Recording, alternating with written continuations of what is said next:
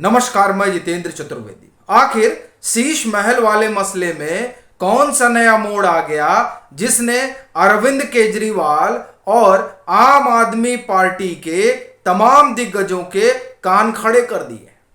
और यह सवाल इसलिए खड़ा हुआ है क्योंकि अरविंद केजरीवाल जिस तरह से चीख रहे हैं और इंडिया बनाम भारत वाले मसले पर वो जैसे भाजपा को आड़े हाथ ले रहे हैं और नरेंद्र मोदी पर हमला कर रहे हैं, उससे एक बात तो साफ है कि ये जो शीश महल है, उस शीश महल में जो नई बात सामने आ रही है वो अरविंद केजरीवाल को सुहा नहीं रही है।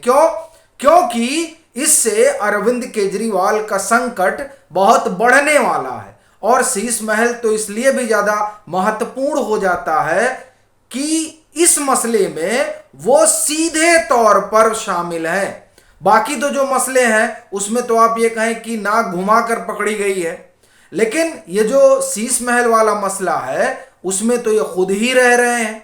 जब खुद ही रह रहे हैं और तमाम चीजें जो हुई हैं वो जाहिर तौर पर इनकी देखरेख में हुई हैं और इनके सामने हुई हैं, तो यहां तो ये कहकर पल्ला नहीं झाड़ सकते कि ग्रुप ऑफ मिनिस्टर्स में जो हुआ हो वो मनीष सिसोदिया जाने या फिर कोई और जाने, मैं तो उसका हिस्सा था नहीं, जैसा कि उन्होंने शराब घोटाले वाले मसले में बताया था।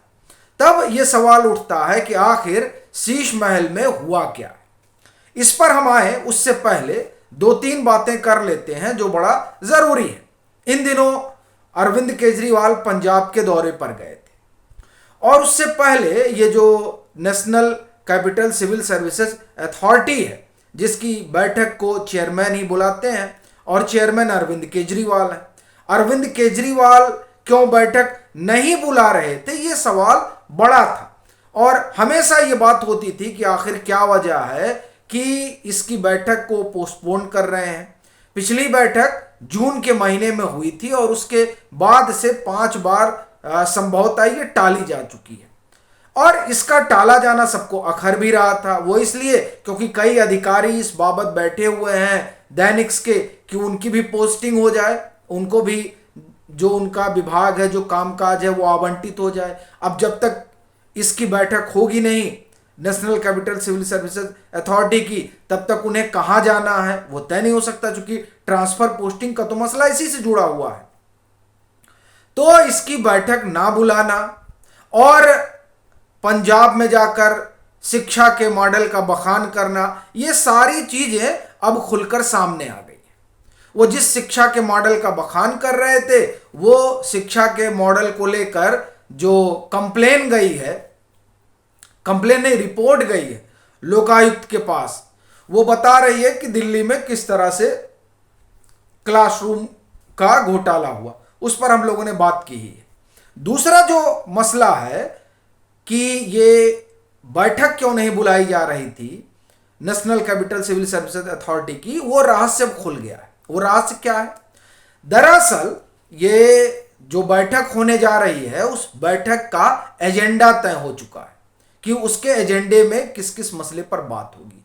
पहले जो एजेंडा था उसमें जो इनके पसंदीदा अधिकारी रहे उनके ऊपर गाज गिरने की संभावना थी, इसलिए बैठक नहीं बुला रहे थे और उसको टाला जा रहा था, क्योंकि जो खबरें हैं वो खबरें यही बताती हैं। इस बार तो वज्रपात होने जा रहा है अरविंद केजरीवाल पर, और वो वज्रपात ही है जो उन्हें चीखने चिल्लाने पर मजबूर कर रहा है। वैसे शीश महल के साथ ही साथ एक और वज्रपात हुआ है।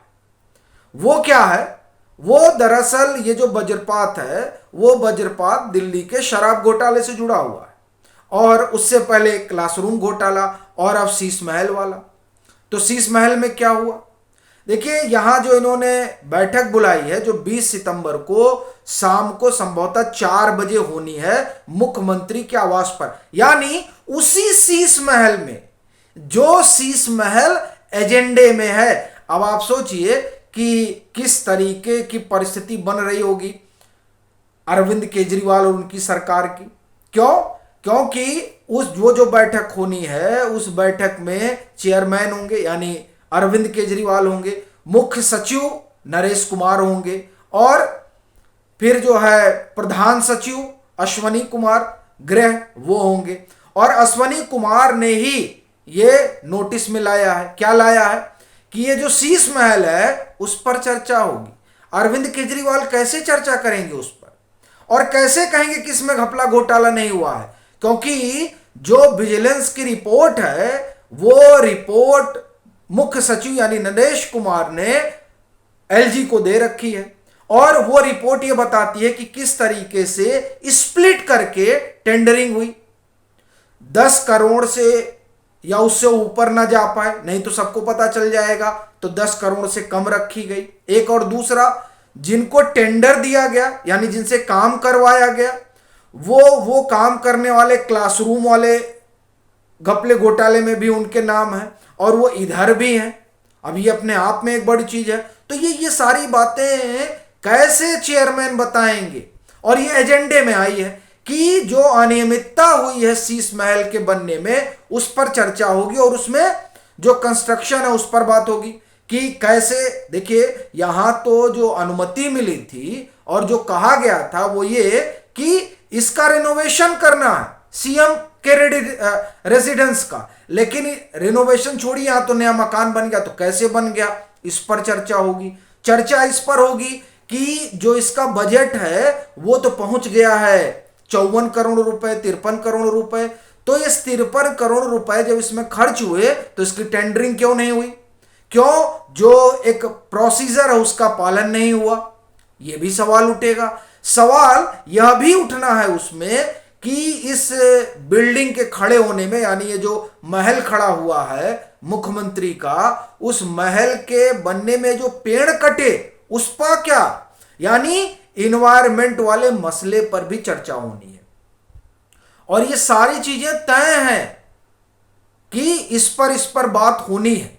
अब बड़ी चीज ये है कि कैसे जो है इससे वो भाग पाएंगे, इसका जवाब देना होगा अरविंद केजरीवाल को। वो चेयरमैन है, तो मुख्यमंत्री से पूछा जाएगा कि साहब ये देखिए क्या क्या हो गया आपके राज्य में, और ये सवाल उठेंगे। और आप देखिए कि किस तरीके से इनकी घेराबंदी हो रही है।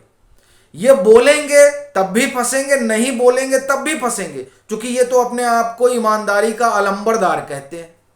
और फिर उसी में एक और मुद्दा है, वो मुद्दा इस बात से जुड़ा हुआ है कि ये जो फ्लाईओवर बना है, इस फ्लाईओवर में भी कुछ गड़बड़ी सड़बड़ी हुई है, उस पर भी बात होगी। अब ये तमाम जो एजेंडा है वो बाहर आ गया, यानी उस पर खबर हो गई है। और अश्वनी कुमार तो सीधे सीधे वो फाइल पुटअप कर रहे हैं कि साहब बताइए ये सब कैसे हो गया।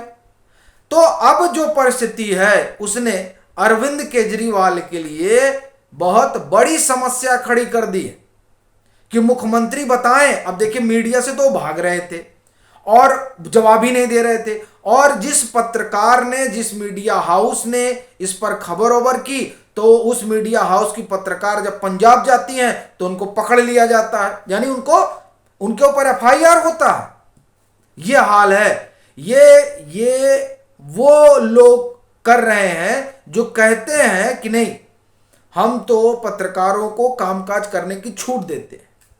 वैसे वो क्या छूट देंगे, भारत के संविधान ने छूट दे रखी है। लेकिन अभी देखिए कैसे इनकी भवें चढ़ी हुई हैं। इंडी गठबंधन में तो अरविंद केजरीवाल भी हैं, और अरविंद केजरीवाल पत्रकारों को लेकर किस तरीके का उनका रवैया रहा है ये बताने की जरूरत नहीं है। ये जो पंजाब में जिस तरह से उन महिला पत्रकार को इन्होंने बंद किया था एफआईआर दर्ज करके, उससे स्पष्ट है। तो अब जिस सवाल का जवाब देने से ये भाग रहे थे, उस सवाल का जवाब national capital civil services authority की बैठक में देना पड़ेगा। और ये जो मामला है ये अब अरविंद केजरीवाल के लिए आप ये कहें कि टेढ़ी खीर बनता जा रहा है, और बाकी जो जांच पड़ताल चल रही है वो चल ही रही है। क्योंकि आप देखिए शराब घोटाले में किस तरीके से तमाम लोग जो है वो सरकारी गवाह बन रहे हैं। सो अब अरविंद केजरीवाल शीश महल और उनकी सरकार को लेकर कई खुलासे होने वाले हैं, बस इंतजार करिए। आपकी अपनी क्या राय है ज़रूर साझा कीजिए। मतांतर से नहीं जुड़े हैं तो जुड़िए, वीडियो को लाइक करिए और खूब शेयर करिए।